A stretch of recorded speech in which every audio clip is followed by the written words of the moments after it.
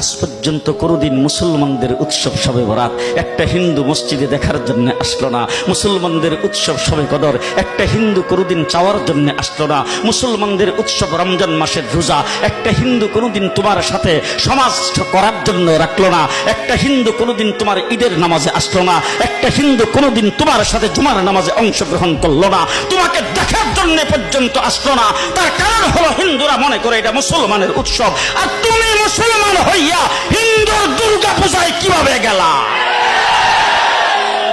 তোমার কি হয়ে গেল? তোমার কি লজ্জা শরম তুমি ধুয়ে ফেলে দিয়েছো? তোমার কি কোনো লজ্জা শরম নাই? লজ্জা শরম নাই? আবার কি সুন্দর বলতেছ, ধর্ম যার যার উৎসব সবাই। হাই হাই হাই, ও মুসলমান যুবকেরা ভালো করে শোনো, ধর্ম যার যার উৎসব সবার, তাইলে বিয়া যার যার বউ তো সবার। জি, বিয়ে যার যার বউ সবার, পুষ্কুনি যার যার মাস সবার, গাছ যার যার ফল সবার, ক্ষেত যার যার ফসল সবার, দোকান যার যার মাল সবার। এখন ঘুমাইছে কি কথা বলেন না কেন?